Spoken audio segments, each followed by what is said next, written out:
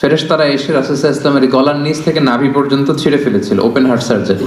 রাসূলুল্লাহ সাল্লাল্লাহু আলাইহি ওয়াসাল্লামের জীবনী ঘাটলে আমরা দেখতে পাই যে রাসূল সাল্লাল্লাহু আলাইহি ওয়াসাল্লামকে কিন্তু জীবনে কয়েকবার সিনা চাক করানো হয়েছিল। নাম শুনছেন না? শাক্কুস সাদর বলে আরবিতে, সিনা চাক। ছোটবেলায় করা হয়েছিল, মেরাজে যাওয়ার আগে করা হয়েছিল। ফেরেশতারা এসে রাসূল সাল্লাল্লাহু আলাইহি ওয়াসাল্লামের গলার নিচ থেকে নাভি পর্যন্ত ছিঁড়ে ফেলেছিল, ওপেন হার্ট সার্জারি। খুলে এই কলবটা বের করেছে, করে জমজমের পানি দিয়ে ধৌত করেছে। আল্লাহু আকবার। এবং ঈমান দিয়ে, হিকমত দিয়ে পরিপূর্ণ করে ফেরেশতারা আবার কলবটাকে এই জায়গায় রেখে আবার ফিক্স করে দিয়েছে। আল্লাহু আকবার। খোদ রাসূলুল্লাহ সাল্লাল্লাহু আলাইহি ওয়াসাল্লামের আত্মাটা, এই কলবটা যেন পরিচ্ছন্ন থাকে, পরিশুদ্ধ থাকে, কলবে সালিম যাতে থাকে, যেহেতু গোটা উম্মার গুরু দায়িত্ব তিনি পালন করবেন, দুইবার ওপেন হার্ট সার্জারি করে কলব বের করে জমজমের পানি দিয়ে ধৌত করে আবার ফিক্স করা হয়েছে।